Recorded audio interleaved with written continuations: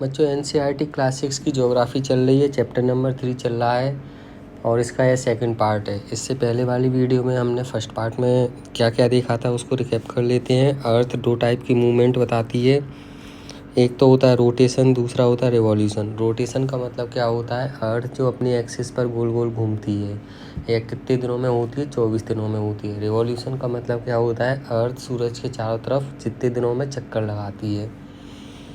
ठीक है, यह कितने दिनों में होता है, 365 डेज एंड 6 आवर्स। फिर हमने देखा था circle of illumination. Circle of illumination क्या होता है, सूरज की जो किरणें होती हैं वो आधे भाग में दिन करती हैं, आधे भाग में सूरज की किरणें नहीं आती हैं। तो जहाँ पर आधे भाग में सूरज की किरणें आती हैं वहाँ पर दिन होगा, और यहाँ पर आधे भाग में सूरज की किरणें नहीं आएंगी वहाँ पर रात होगी। इसको बोलते हैं सर्कल ऑफ इल्यूमिनेशन। इसके बाद में हमने क्या देखा था कि अगर पृथ्वी सूरज की चारों तरफ परिक्रमा नहीं लगाए तो क्या होगा। तो 6 महीने के दिन होंगे, लेकिन पृथ्वी फिर सूरज से दूसरी तरफ पहुंच जाएगी तो 6 महीने की रातें होंगी। तो एक जगह पर 6 महीने के दिन होंगे, 6 महीने की रातें होंगी अगर पृथ्वी सूरज की परिक्रमा ना लगाए तो। उसके बाद में हमने लीप ईयर के बारे में देखा था। लीप ईयर क्या होता है, एग्जैक्ट पृथ्वी सूरज के चारों तरफ एग्जैक्ट 365 डेज एंड 6 आवर्स में अपना एक परिक्रमा पूरा करती है, एक रिवॉल्यूशन पूरा करती है। बट कन्वीनियंस के लिए हम लोग 6 घंटे हटा देते हैं और 365 डेज को ही जोड़ते हैं। तो यह जो 6 घंटे बचे हुए हैं वो 4 साल में इकट्ठे हो जाते हैं। तो ऐसे करके 6 × 4 24 आवर्स 24 घंटे हो जाते हैं, जो एक दिन के बराबर होते हैं। तो हर 4 साल में जो फरवरी होती है वो 29 दिनों की होती है। वैसे नॉर्मल फरवरी 28 दिन की होती है, लेकिन हर चौथे साल में ये 24 घंटे जुड़े आते हैं तो फरवरी 29 दिन की हो जाती है, जिसको हम लीप ईयर बोलते हैं। इसमें पूरे दिन 366 होंगी, 365 नहीं होंगी। ओके, इसके बाद में हमारे अब आती है इम्पोर्टेंट काम की चीज़। इसमें क्या लिखा हुआ है कि आपको फिगर 3.3 देखना है। तो 21 जून वाले दिन जो नदर्न हेमिस्फीयर है वो सूरज की ओर टिल्ट होगा। चलो देखते हैं, ये देखो 21 जून वाले दिन जो नदर्न हेमिस्फीयर है, ये नदर्न पोल है, ये पार्ट इससे ऊपर वाला नदर्न हेमिस्फीयर है, इससे नीचे वाला सदर्न हेमिस्फीयर है, ये सदर्न पोल है। पोल मतलब ये वाली एरिया, पोल मतलब ये वाली एरिया। तो 21 जून वाले दिन जो नदर्न हेमिस्फीयर है वो सूरज की तरफ ज़्यादा टिल्टेड है। अच्छा, टिल्टेड होगा तो क्या होगा, सूरज की किरणें वहाँ पे ज़्यादा आएंगी। The rays of sun fall directly on tropic of cancer. आपने देखा था ना, इक्वेटर के ऊपर नदर्न हेमिस्फीयर में ट्रॉपिक ऑफ कैंसर होता है। तो एक जो मई जून के महीने में, थोड़ा और बड़ा करते हैं, ये रहा हमारा इक्वेटर, ये रहा हमारा tropic of cancer, tropic of Capricorn.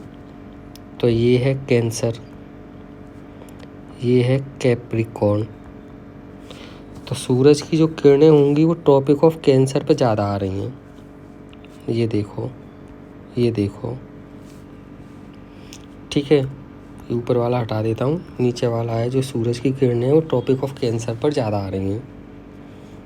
Okay, तो इससे क्या होगा, इससे ये होगा,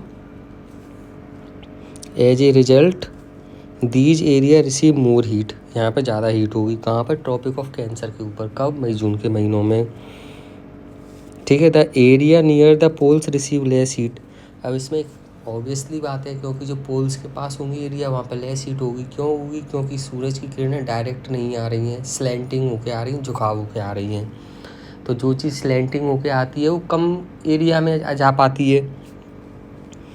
ठीक है, तो इसलिए वहाँ पे कम हीट होगी। इसलिए नॉर्थ पोल और साउथ पोल हमेशा बर्फ़ से ढके होते हैं, क्योंकि वहाँ पर सूरज की किरणें कभी डायरेक्ट पहुँच ही नहीं पाती हैं, स्लैंट होकर पहुँचती हैं, मतलब उनकी इंटेंसिटी कम हो जाती है। इक्वेटर पर सूरज की किरणों की इंटेंसिटी ज़्यादा होती है, इसलिए इक्वेटर और tropic of cancer and capricorn, इसके बीच में बहुत सारी गर्मी लगती है। इसको हमने पढ़ा था हीट जोन में कि इसको हम टॉरिड जोन बोलते हैं। ठीक है, अब इसमें नेक्स्ट चीज़ क्या लिखी है, north pole is incline toward the sun and the place beyond the arctic circle experience continuous daylight for about 6 month. इसके पीछे का क्या राज है? सॉरी, चलो आप समझते हैं। ये देखो बच्चों, अगर पृथ्वी ऐसी होती डायरेक्ट, तो सूरज की किरणें एक जगह आती, बिल्कुल सभी पर एक जगह आती, ठीक है। तो ना कहीं बर्फ़ जमती, ना कहीं ज़्यादा गर्मी पड़ती, सब जगह एक जैसा टेम्परेचर रहता। लेकिन पृथ्वी तो हमारी ऐसे में टिल्ट है, ऐसे में है पृथ्वी। तो ऐसे में होने के कारण क्या हुआ है कि जो हमारा नॉर्थ पोल है ना, वो सूरज की तरफ ज़्यादा टिल्ट हो गया। ये देखो, ये ज़्यादा टिल्ट हो गया। और साउथ पोल सूरज से थोड़ा दूर चला गया, है ना।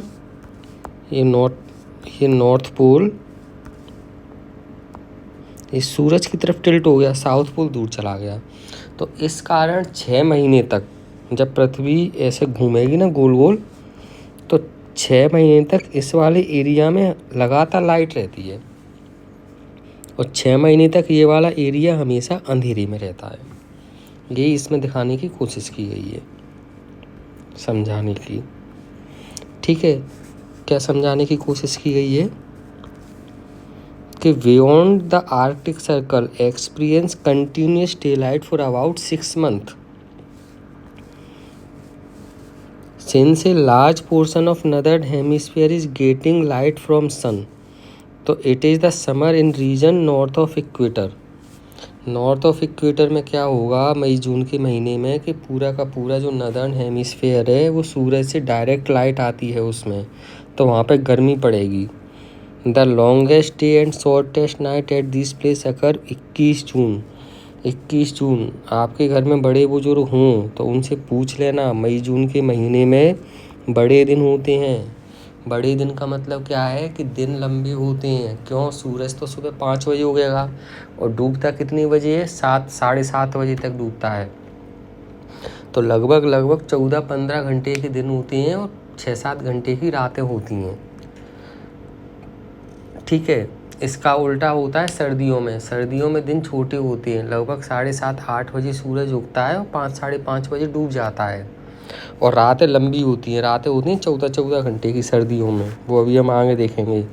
तो समर सोल्स्टिस क्या होता है? 21 जून वाले दिन सूरज की किरणें ज़्यादा लंबी आएंगी नॉर्थ हेमिस्फीयर पर, तो उसको बोलेंगे समर सोल्स्टिस। अच्छा, सदर्न पे क्या होगा? दक्षिणी भाग में क्या होगा? At this time in southern hemisphere all condition reverse, मतलब वहाँ पे ठंडियाँ होंगी। इसका एग्जांपल लेते हैं हम इंडिया से। इंडिया कहाँ पे है? नदर्न हेमिस्फीयर में। तो मई जून के महीने में आपने देखा होगा इतनी गर्मी पड़ती है कि छुट्टी करना पड़ती है। तो नदर्न हेमिस्फीयर में मई जून के महीने में गर्मी पड़ती है। ऑस्ट्रेलिया और न्यूजीलैंड है सदर्न हेमिस्फीयर में।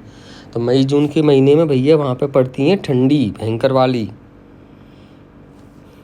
ठीक है।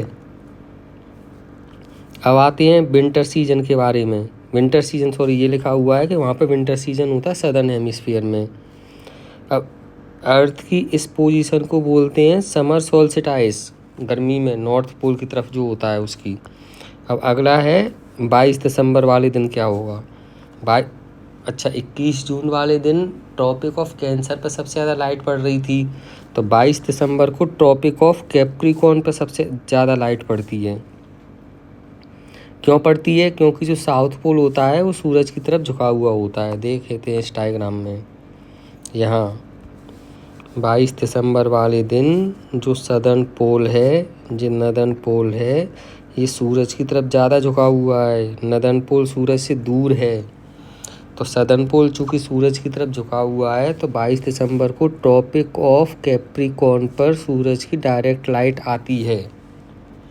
ये इसमें दिखाया गया है, ठीक है। ये यही लिखा है, a larger portion of the southern hemisphere get light, therefore it is summer in the southern hemisphere with longer days and shorter nights. पूरा का पूरा इंडिया का उल्टा हो गया। अब जो सदर्न हेमिस्फीयर की बात करेंगे, वहाँ पर नवंबर दिसंबर के महीने में गर्मी पड़ती है, दिन बड़े हो जाते हैं, रातें छोटी हो जाती हैं। अच्छा, इंडिया जैसी नदर्न हेमिस्फीयर की कंट्री में क्या होगा? दिसंबर के महीने में हाँ दिन छोटे हो जाएंगे, रातें बड़ी हो जाएंगी। तो ये लिखा है the reverse happen in northern hemisphere, this position of earth is called winter solstice. तो भैया अर्थ की पोजीशन है समर सोल्स्टिस और विंटर सोल्स्टिस किसकी पोजीशन है? अर्थ की पोजीशन है। देखो इस डायग्राम में अच्छे से, जो अर्थ है वो अपनी अलग अलग पोजीशन पे है। देखो मैं पहले अर्थ बना देता हूँ। अर्थ की जो पोजीशन होती है उसका डायग्राम हमेशा ऐसे ही रहने वाला है, ठीक है। तो गर्मियों के महीने में नदर्न पोल ज़्यादा सनलाइट लेगा, ये नदर्न पोल है, ये ज़्यादा सनलाइट ले रहा है। और सर्दियों की किस महीने में? मई जून के महीने में। दिसंबर जनवरी के महीने में सदर्न पोल ज़्यादा लाइट ले रहा है, ये सदर्न पोल है, ये ज़्यादा लाइट ले रहा है नदर्न पोल की तुलना में। यहाँ पे नदर्न पोल ज़्यादा लाइट ले रहा था। तो मई जून के महीने में नदर्न पोल पे गर्मी होगी और दिसंबर जनवरी के महीने में सदर्न पोल पे गर्मी होगी। देखो कितनी अच्छी बात है। तो भैया जी विंटर और समर सोल्स्टिस नाम कहाँ से आ गए? इसके उल्टे भी नाम तो पढ़ सकते थे। तो देखो विंटर और समर सोल्स्टिस का नाम दिया गया है तो ये अर्थ की पोजीशन, लेकिन नदर्न हेमिस्फीयर की जो कंट्रीज़ है ना, इंग्लैंड है, अमेरिका है, कनाडा है, ये वो डेवलप कंट्रीज हैं, ये पहले से ही डेवलप है। तो इन्होंने सब कुछ चीज़ें अपने अकॉर्डिंग कर ली। अब जैसे नदर्न हेमिस्फीयर में समर है तो उसको समर सोल्स्टिस बोल दिया, भले ही सदर्न हेमिस्फीयर में विंटर हो कोई दिक्कत नहीं है, उन्हें सदर्न से मतलब ही नहीं है। तो नदर्न हेमिस्फीयर में अगर समर है, गर्मी का महीना है मई जून में, तो उन्होंने समर सोल्स्टिस नाम दे दिया। और अगर दिसंबर जनवरी के महीने में ठंडियां हैं नदर्न हेमिस्फीयर में, नदर्न हेमिस्फीयर जहाँ पे इंग्लैंड और अमेरिका जैसी पावरफुल कंट्री है, रसिया जैसी कंट्री है, अगर वहाँ पे विंटर पड़ रही है दिसंबर जनवरी के महीने में, तो उन्होंने इस पोजीशन का नाम दे दिया विंटर सोल्स्टिस, भले ही सदर्न हेमिस्फीयर में गर्मी पड़े। ठीक है यार, पहले मुझे भी क्लियर नहीं था, बट ठीक है यार, पावरफुल लोगों का ज़माना है, जो जैसा नाम दे दे अपने अकॉर्डिंग चलता रहता है। तो इसमें एक इंटरेस्टिंग फैक्ट बताया है, क्या है कि जो क्रिसमस है ना ऑस्ट्रेलिया में, वो गर्मी के महीने में आता है, जबकि हम ज़्यादातर मूवीज़ में क्या देखते हैं, फिल्मों में, कि भैया क्रिसमस के टाइम पे बर्फ़ गिरती है। तो बर्फ़ कहाँ गिरती है? इंग्लैंड और उससे नदर्न कंट्रीज़ में, रसिया में, इधर गिरती है क्रिसमस के महीनों में बर्फ़। ऑस्ट्रेलिया में तो गर्मी पड़ती है क्रिसमस के महीने में। ठीक है, इतना क्लियर है। अब इसमें एक दो डेट और हैं, 21 मार्च वाले दिन और 23 सितंबर वाले दिन जो सूरज की किरणें होती हैं ना, वो इक्वेटर पर डायरेक्ट गिरती हैं। अब हम एक क्रोनोलॉजी समझेंगे। क्रोनोलॉजी क्या है, कहाँ समझाऊँ मैं? यहाँ समझा देता हूँ। ये हमने बना दिया अपना प्यारा सूरज, ठीक है। अब इसकी चार पोजीशन हमें अर्थ की बनाना पड़ेंगी। पहली हम बनाते हैं कौन सी वाली पोजीशन? सर्दी से स्टार्ट करते हैं। पहली पोजीशन बनेगी हमारी 22 दिसंबर की, उसके बाद 21 मार्च, उसके बाद 23 सितंबर और 21 जून। 22 दिसंबर, 21 मार्च, 21 जून, 23 सितंबर। ठीक है, 22 दिसंबर, 21 मार्च, 21 जून, 23 सितंबर। हाँ, तो 22 दिसंबर को क्या हो रहा था? जो सदर्न हेमिस्फीयर है पृथ्वी का, जो सदर्न वाला हेमिस्फीयर है, वो सूरज के डायरेक्ट सामने था। कब? 22 दिसंबर को, मतलब ट्रॉपिक ऑफ कैप्रिकॉर्न। देखो अभी कंफ्यूज हो रहा होगा थोड़ा यार, मुझे जगह नहीं मिल रही है, तो अगर जगह मिल जाए ना, हाँ यहाँ समझाते हैं। 22 दिसंबर को क्या हो रहा था? जो ट्रॉपिक ऑफ कैप्रिकॉर्न, ये सूरज के सीधे था, सामने था। ये ट्रॉपिक ऑफ कैप्रिकॉर्न कहाँ पे? सदर्न हेमिस्फीयर में। तो 22 दिसंबर को भैया सदर्न हेमिस्फेयर में पड़ेगी गर्मी। 21 मार्च को क्या था, इक्वेटर, सूरज इक्वेटर के सामने, इक्वेटर के। 21 जून को ट्रॉपिक ऑफ कैंसर के सामने सूरज। ट्रॉपिक ऑफ कैंसर कहाँ है, नदर्न हेमिस्फेयर में, ठीक है। तो नदर्न हेमिस्फेयर में गर्मी पड़ेगी। उसके बाद फिर 23 सितंबर को इक्वेटर के सामने आ जाता है सूरज। तो जब सूरज इक्वेटर के सामने होता है, यही लिखा हुआ है, 21 मार्च और 23 सितंबर को सूरज की डायरेक्ट किरणें कहाँ पड़ती हैं, इक्वेटर के सामने, ठीक है। तो इनमें से कोई सा भी जो पोल होता है वो सूरज की तरफ झुका हुआ नहीं होता है। तो पूरी की पूरी पृथ्वी equal days and equal night feel करती है, दिन और रात लगभग बराबर होते हैं। इनको हम इक्विनॉक्स बोलते हैं। तो इक्विनॉक्स क्या हुआ कि जब सूरज की किरणें इक्वेटर पर पड़ती हैं, कहीं ज़्यादा गर्मी ना पड़े, कहीं ज़्यादा सर्दी ना पड़े। आपने देखा हो मार्च का महीना बड़ा प्लीजेंट रहता है, ना ज़्यादा गर्मी होती है ना ज़्यादा सर्दी होती है। ऐसे ही सितंबर का महीना थोड़ा प्लीजेंट रहता है, गर्मी ख़त्म हो चुकी होती है, ठंडियों की स्टार्ट होने वाली होती है। तो ये ट्रांजिशन महीने हैं, इनको इक्विनॉक्स बोलेंगे। तो 23 सितंबर को क्या होगा, ऑन 23 सितंबर ऑटम सीजन होगा नदर्न हेमिस्फीयर में। इसको कैसे याद रखेंगे, नदर्न हेमिस्फीयर में कौन है, अपनी पृथ्वी, वेरी गुड। तो 23 सितंबर को ऑटम सीजन होगा। ऑटम सीजन बोलते हैं बेटा पतझड़ को। पतझड़ में क्या होता है, पत्ते गिरने लगते हैं पेड़ों से। तो 23 सितंबर को ऑटम सीजन होगा और नदर्न में, और सदर्न में होगा स्प्रिंग सीजन। इसका उल्टा होता है 21 मार्च को। 21 मार्च को बताओ फिर क्या हुआ नदर्न हेमिस्फीयर में, मतलब इंडिया में। इंडिया नदर्न हेमिस्फीयर में ही आती है। तो स्प्रिंग ऋतु आएगी, स्प्रिंग बोलते हैं बसंत ऋतु नदर्न में। और सदर्न में कौन सी ऋतु आएगी, सदर्न में कौन सा आएगा, पतझड़। कन्फ्यूजिंग टर्मिनोलॉजी है, मैंने इंडिया के हिसाब से समझा दिया है। इंडिया है नदर्न हेमिस्फीयर में। इंडिया में 23 सितंबर को पतझड़ आती है, जिसको हम ऑटम बोलते हैं। तो ऑटम सीजन रहता है। और 21 मार्च को आती है कौन सी, स्प्रिंग सीजन, ठीक है। इसका उल्टा होता है सदर्न हेमिस्फीयर में, आप याद कर लेना। अब तुमने देखा होगा कि दिन और रात क्यों होते हैं, क्योंकि अर्थ अपनी एक्सिस पर रोटेट करती है। और ऋतुएं क्यों बदलती हैं, क्योंकि अर्थ सूरज के चारों तरफ रिवॉल्यूशन करती है, ठीक है। You find there are days and night and change in season because of rotation and revolution of earth respectively।